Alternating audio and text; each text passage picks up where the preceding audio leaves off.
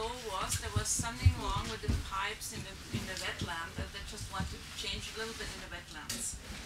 And when we came there, this was the place in Montana. It was on the bottom. It was a big wetland area, and Is somebody's private property? yeah, it's a private property. It's Katharina here. She bought that land, and she heard about Sepp, and she invited her, and it was a big workshop there with for 11 days, and there were about at the very beginning 100 people, and then it the very end. Ended up being about 40 or 50 no, people. 60. It was 60. Oh. Yeah. So we were there 11 days, and we started out with I think 1.5 and a baby excavator. And we ended then with 4 big ones and 3 trucks and some big cars, and yeah, it went bigger and bigger. Yeah. And it was only version 1. There is a bigger version we could have done. So we can go on just the next one. So that was the land down there. There were the wetland. That was the wetland area. And how big of a property are we talking about here? I think it was like 40 acres. 90, sorry, 90 acres. Oh, hey, Owen. Yeah, you go on. Okay, go next. So, and that you can see quite a big tank filled up with really wonderful guys and people who came to the workshop. You can do it next. So, and then what he's doing normally when he's a class, he's telling about his life, and then he's going out with the people, and he's showing them around. And if you can see here, that's the hill. The property ends up there. So the situation is like that. He's telling you, here the water is coming down all the way. From the other side there was a hill. The water is coming down, and from the back the water is coming down and it's going out to the lake. So the situation is, what can we do first? And the easier way, always should be easy. We try to hold the water down there and get it kind of under control. This was the property when we started on it. You can see it. Here's there's the farmhouse. Here you have the wetland area, and here the hill is coming down. It's flowing in here and coming down here. And he said, I want to get the water controlled over here and moving it here and making a big lake down there to keep the water on the land. Because if you start keeping the water on the land, it has the chance to go up the hill again. And then when you did that, you can start building some ponds on the top too, so you have water circulation going on. So the first step was taking care of the water down there. Is that a lake? That thing in the middle? I don't know what that was. It was a dry air. I think it was. I don't know. The point was I wasn't there the first day, but I think it's a kind of water place. There were some kind of pond-ish type thing. Seasonal pond. No, they were like, it was full on spring popping up in the meadow. There was a full on year-round pond. So we can go on. What township or city? This was just east of. Maybe we can go one more back again. I forgot. No, this plan. And what he now started out at the very beginning to have it the easiest way what he could do. He said, we are making here a waterway. We're taking out the soil out of here and put it in the middle like a kind of an island. And with the soil we get out of it, we're doing some hügelbeds. So because we have the soil, we can use the place, and it's a waste just having a flat place. Let's do some hügelbeds and move the water around here and get some soil from here, and then start this big place as a lake and keep it on the land as long as possible. So we can go on now. So you can see here already the first steps when they did the digging. They got the soil out from the land and just dropped it over here. That was the very first beginning. Because he seeded it then with whatever. With everything. Yeah, mix it together. Yeah, and can I just really quick, in response to what he said, he really emphatically said that when you first make any of these things, you've disturbed the soil, you have to really seed it out, and he seeds heavily so that weeds and grass can't get a foothold. There will no place for weeds, mostly. And so we covered it, and therefore the seeds, when you seed it, have to, the chance to stay in the position, not falling down. So you have your seeds all over. And it's also another point is if the winter is coming and you cover it with the branches and then maybe with straw, it will keep the temperature. It's getting really warm inside there because it's a little bit up and it's covered, and you have a completely different temperature than you would put it on the flat ground. And so that's the reason why we did that there. He called it a duvet cover. A quilt. Yeah. Quick question. You say he plants really heavily to prevent the grasses from getting a foothold. That makes perfect sense. But is he using cover crops, or is he using the kind of plants that he intends to have long term? It depends where you go. On the Hügelbeet, he uses seeds what we can eat. Okay. And on grains, places where you vegetables, whatever, clovers, no grains on the like Hügelbeet. 20, 30 kinds of seeds. More. Yeah. Got it. And perennials. Got it. Flowers. So, I mean, it depends if you're doing this in the spring or the fall. Does he purposely do these things in the spring, or it just depends what the time is? We just did one in fall up in Minnesota. You can do the same in Minnesota in fall. You maybe not plant all of that stuff what we planted in spring, but if you have enough of seeds, what you can plant in fall, do it exactly the same way. Okay, but when you say that, I mean, you wouldn't be planting sunchokes or those other things, or you would go ahead and let it come up in this? You can. I mean, just one of the points of Sepp is also you can try it and watch what is going on. Because if you maybe he did already rose radishes what he planted in autumn, and he had in deep winter he took away the snow and they had them down there because it was covered so good, and you have still this temperature down there. So he always says try it, and if you have a question, go out and ask nature and just try it. Okay. So it might turn out right if you do it really good. It might not survive, but then it will survive in springtime. So, and here you can see the water is coming out, and we have all the Hügelbeets in the middle of the center. So it's very easily done. We did that about in 3 days. And the water was already coming? Yes, because it's a wetland. It was a pond. Like mucked out the pond and made this sort of. It was an easy doing. We can go on. So you could see the water moving? Yeah, there was flow in.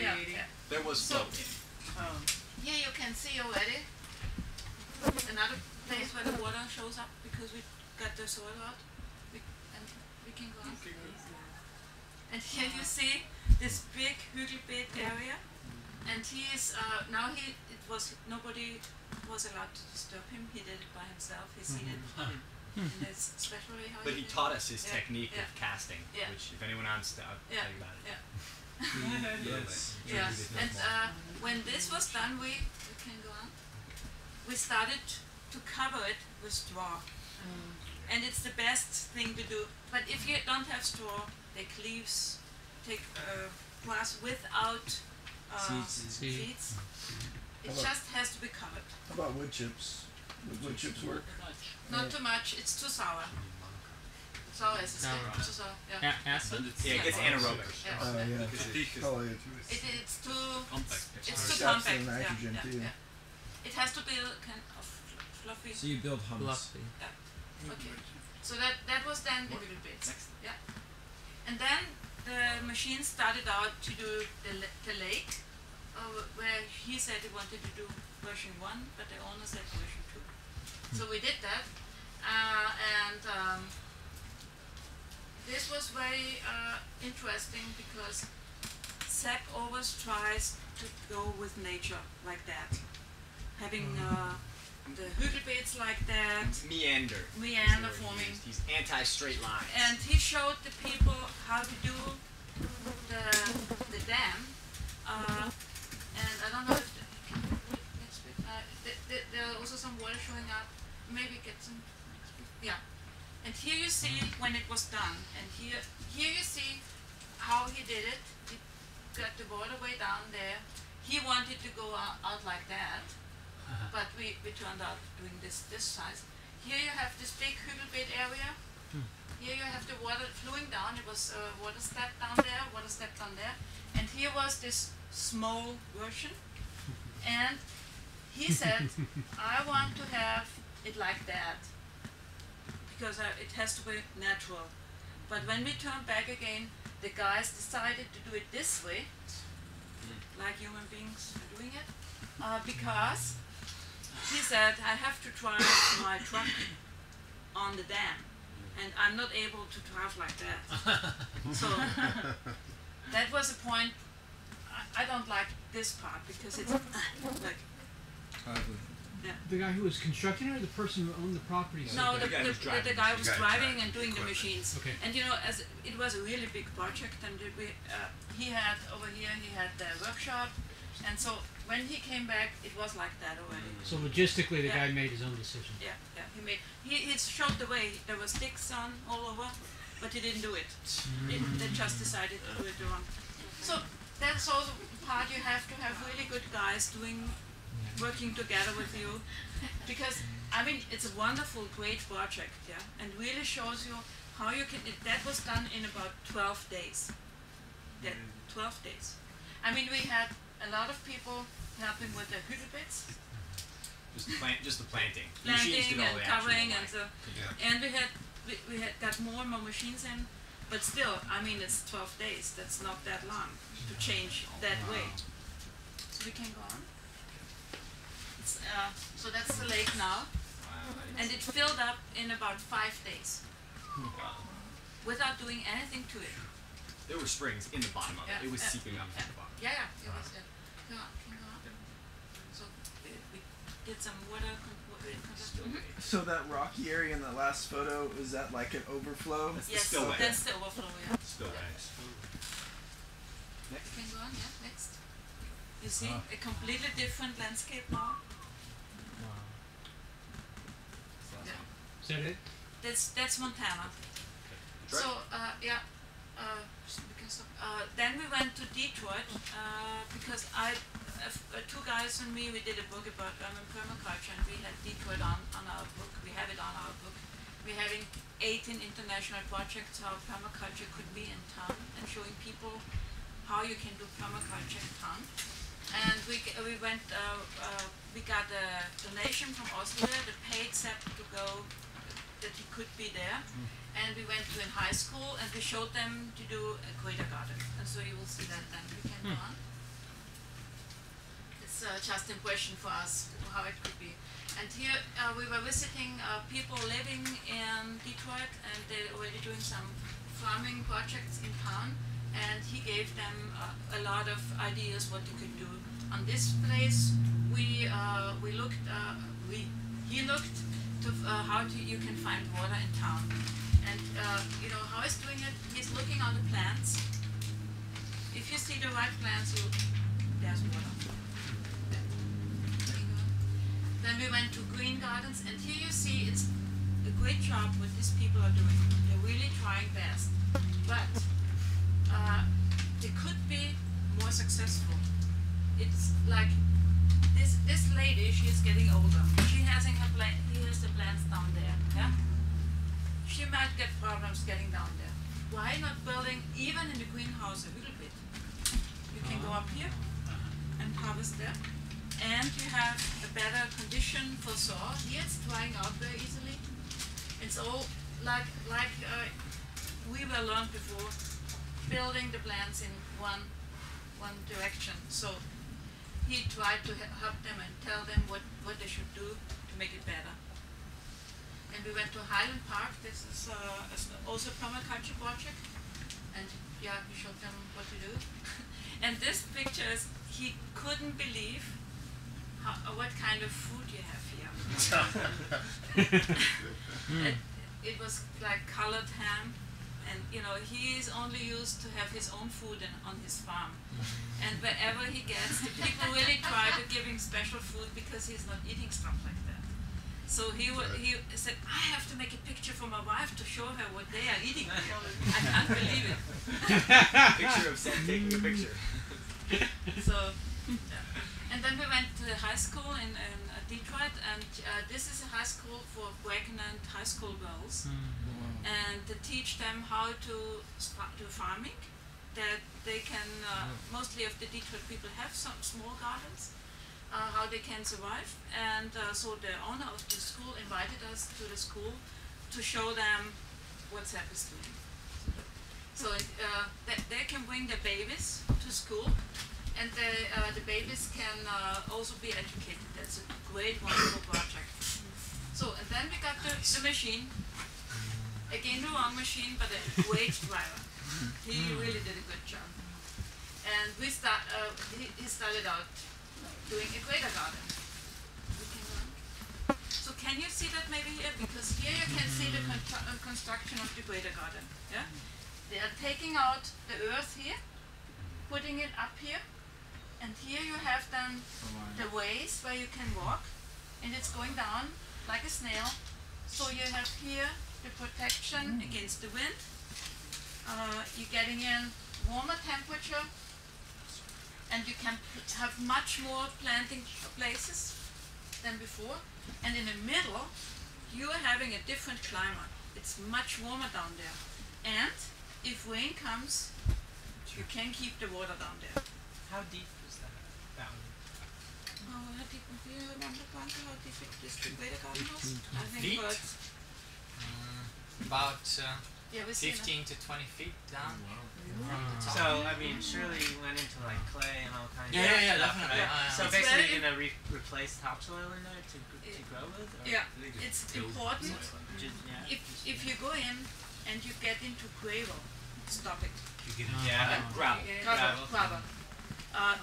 If you, mostly when Sepp starts a project, he's going one time with the excavator and taking a big slice in as deep as he can go, and then he's looking. Okay, here we have the soil, there we have the clay, and there we have gravel.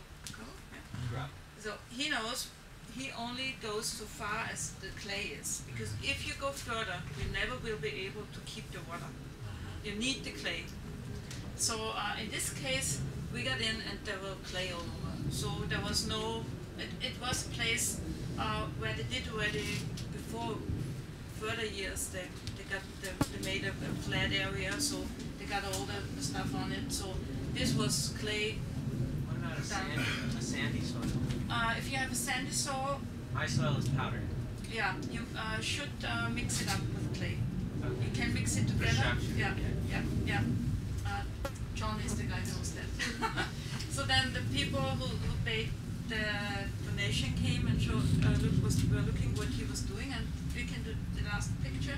And here you can see the grader garden was done. Yeah. So you can see the different steps. Yeah. And when we left, we planted it the same way than we did the little bits, and it was covered again, and then it was seeded again, and it was covered again. And so we were there on the 2nd of October, and it's a jungle. It's completely packed with fruits and vegetables. Wow.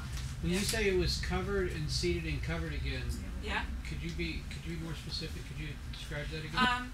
What do you mean? The first step is putting the branches on. Okay. That is the first coverage. Then you seed it. Okay. And then you put straw on. That's the second part. So straw's going on top of the branches. Yes. And you seed it again. No. Dry, That's it. Dry branches? Was?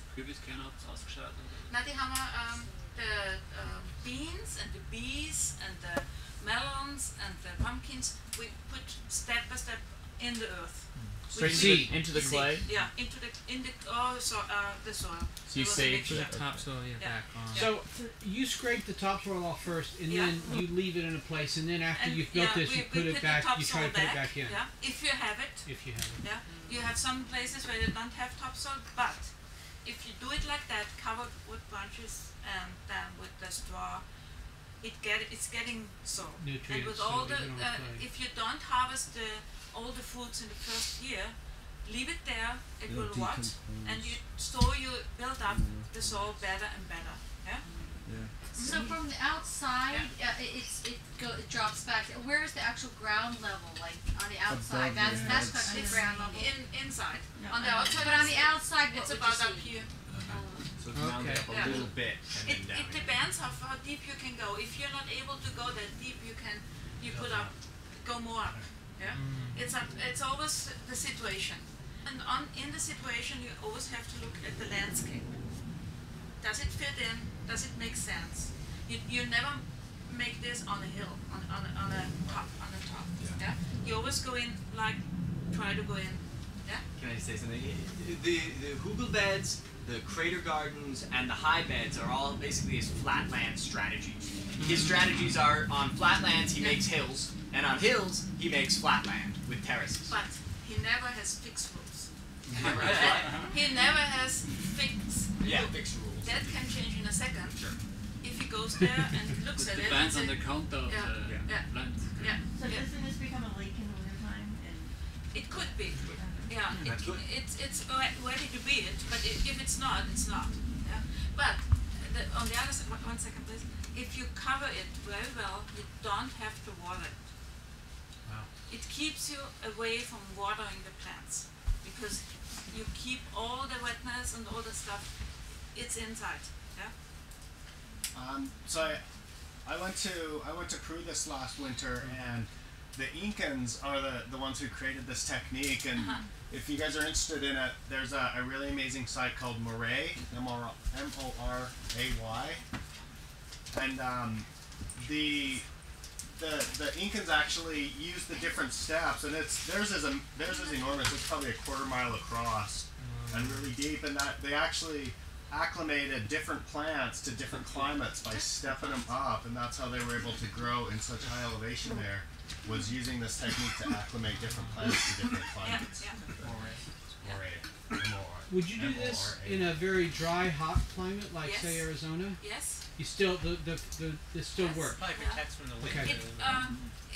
It's always difficult to make a decision without seeing the land, but there's no reason why I shouldn't do it there. I would think it might get too hot, but you're saying it's going to be the opposite. It will regulate the climate. It's going to be steady. Plus, you're going to add coolness because you've got the coolness of the ground. Yeah. Do you think like in an area like here? Sorry? Arizona, is it like here? No. It's more dry? Yeah, way hot. But he did a really big project in Portugal. Yeah. That was desert. Right, that'd be similar. Yeah. And but more like Morocco or Sahara. As time is nearly over, my time, I would have a project to show in Portugal, but you can see it on his homepage. And he did a big lake. I've seen it. Right in, it changed. I was there. I was there, and the sunflowers are over here. You walk into the jungle of fruits and vegetables. It's marvelous. Yeah. You really can change desert into paradise. Yeah. So that's that about that. Only what I wanted to show you. All of you know these books, maybe. This book, most of you. It's in English out. This is the second book. The next book will come out this winter time. Okay. It's called Desert and Paradise. Desert and Paradise. Genau, thank you. It will be on, and there's a lot of water retention because that's the most important. We all think that's the most important you need.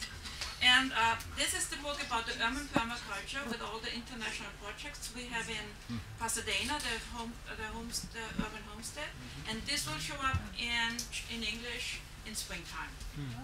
Is this yours? Yeah. Okay.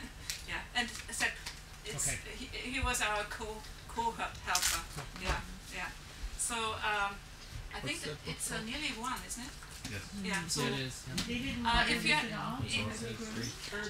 we can do some questions, and then I think we're done. This wasn't watered at all when it was heated? No. And that is the rest of the slides? Pardon? That's the last one. That was the last one. Oh. Yeah. Can I ask a question related to that? Yeah. So I've heard stories that he'll make a bed and somebody will say, "Oh no, you gotta irrigate it." He'll go, "All right, we'll irrigate this one and we won't irrigate this one. We'll see what works better." Yeah. And that when they took they both grew the same, and then when they took the irrigation off that one, everything died, and the one that didn't get irrigated, everything survived because it grew deep roots, deeper tap roots. But how do you get that bed started? I mean, if I were to build a bed and stick a bunch of live trees in with no water right now, just timing? I mean, because it would never work. Everything would die. No, it won't. Also, whenever you're doing earthworks, a certain percentage of moisture in the soil is going to provide a more stable base for the soil to adhere together and compact. So that's all really important when you're doing the actual earthworks. Yeah, it's very interesting if you think sometimes a plant died. Give the plant maybe another year and it might show up again. It's sometimes just something to protect itself, to get settled again. And once in a sudden it's coming out again. So even if it looks as it would die, leave the plant. So do you think it's true then if you started agriculture there by irrigating it, that it's doomed to fail if you stop watering it? Depends on the time of season. If you're planting in fall, waiting for it to go through the fall and the winter, then you don't need to do it. But you also don't have to do it in exactly. spring down. No, if you do it in the spring, there's plenty of rain. You have to do it then. Now, the rule number one, and that is the rule. He said there is a rule. You only water at night. That's it. At night. Not when it's hot and if at all, if you need it. So it's a common sense approach, of course. But it's also the fact that if you have natural rain, what do you need to water it for? There's a short story in Portugal. He did organic farmer, the biggest one of Germany. He has an avocado plantation farm, and they used 100 liters of water per plant per day. Oh my God! Yeah. And you know what they did? They had the water up there, and they were watering during the day. So the goal was to get the water usage down to 5 liters per day per tree. From 100 to 5. 5, yeah. And they had to bring the water in from somewhere far away. So the first one, what he said, and it was so simple, put the watering down there on the bottom and only water in the night. So they went down for this step to 20 liters per plant per day. And then they started building a big water retention place. And then I don't know how far the project is, but that was the goal, and they will get it. So if that's such a difference. Yeah. I'm not sure I totally got the whole picture from the overview, but was this project, was it built at the lowest point of the land, or did he go up on the hillside? This one or the other one? I think the first one. The first one on the lowest point. Okay. Because there was already the water. That's the one in Montana. Yeah, and as one of the rules is to keep the water on your land as long as possible. Right. And so he started out there where the water was running through. So he's keeping it there on the first step.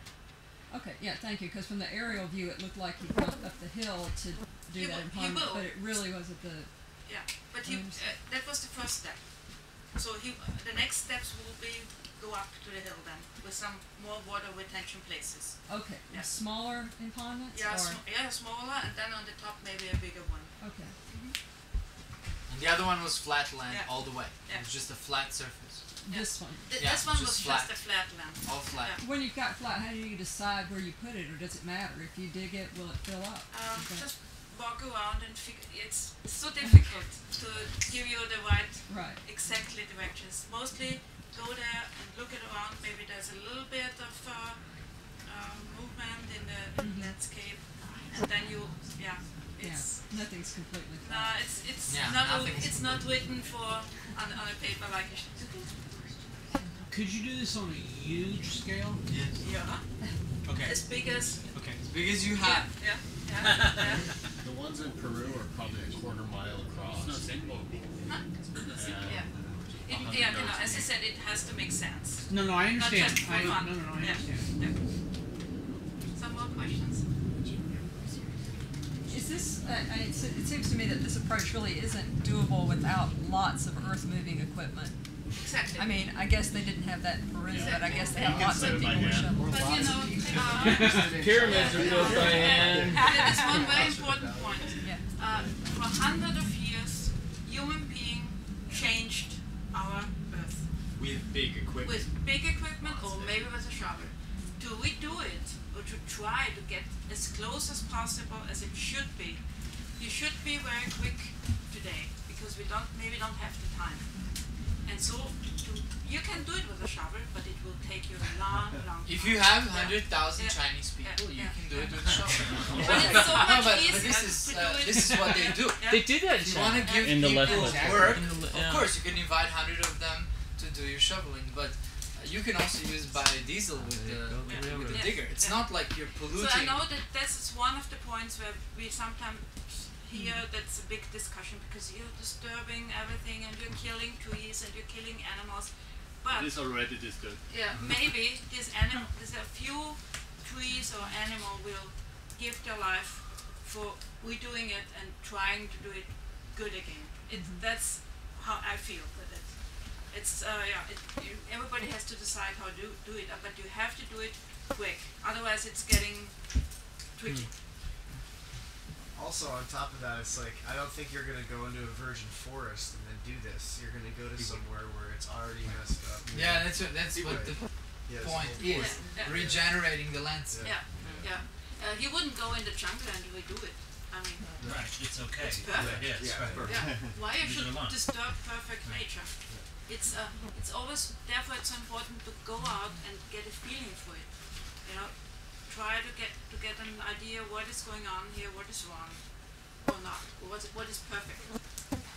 It's the best school is nature because it's perfect.